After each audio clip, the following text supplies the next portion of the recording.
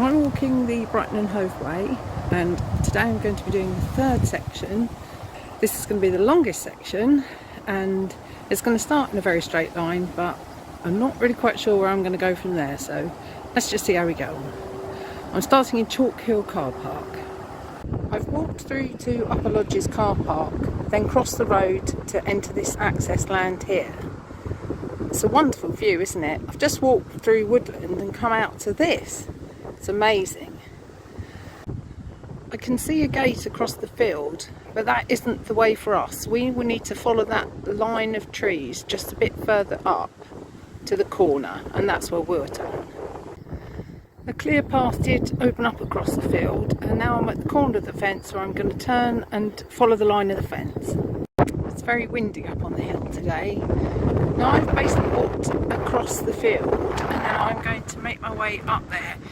It's a good marker point of where you're heading. You do need to keep in pretty much a straight line across the field, otherwise you won't find this gate.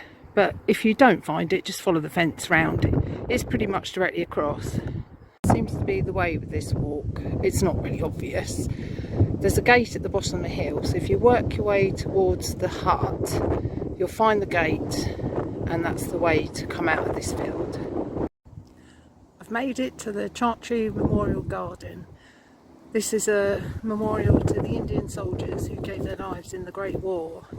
It's a lovely peaceful place, and it was well worth coming up here. It was a bit of a trek. I followed the public footpath from that gate I showed you, and it does finally bring you out here. You just have to be patient and follow the path. Having left the memorial, we're now continuing our journey westwards. I take my hat off to anyone doing the Duke of Edinburgh. I've just met a lovely group of girls who've helped me along the way, and they agreed on their path that really isn't always easy. So from the memorial, I've just walked down the hill, come round the bridge and over the A23, and now I'm going to carry on my walk here.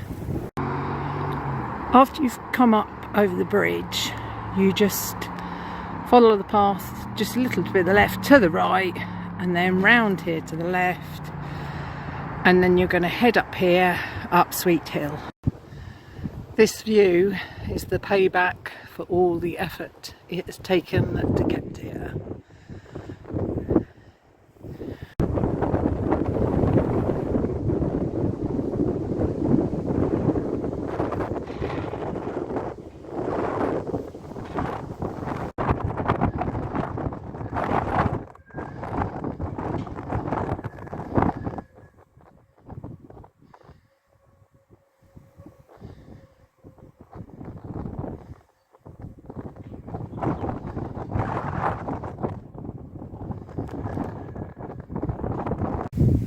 Just turned off the main path up Sweet Hill, going through some gates that were clearly marked with some blue arrows.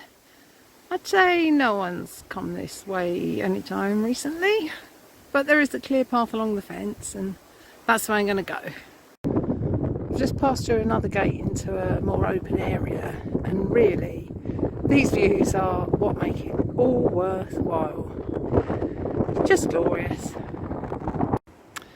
I'm sure you will all be delighted to know this sign tells us we are in the right place. Hooray!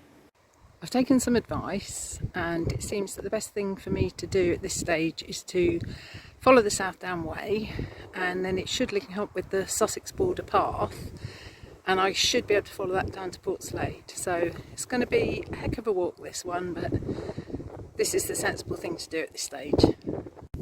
I'm feeling good. I found the Sussex border path, and now I'm following that down to Portslade. Hooray! At this signpost, the Sussex border path turns right. We are going to carry straight on. That's the way for us today. I found a trig point. Well, I needed that earlier, didn't I? This has been about 5 hours, this walk, since I set off this morning, and I'm coming to the end now. I have to say, it is wonderful up here, isn't it? I really do recommend it.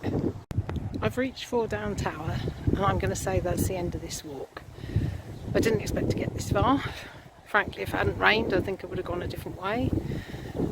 I've missed some of the bit on one side, I've gone far too far the other side. But let's say this is our walk now. This is our walk, and it's going to be one that's easier for you to follow than traipsing across the field of sheep with no idea which direction to turn. Please do enjoy this walk. It's been really exciting, a bit of a challenge, an adventure, everything you want for a day really.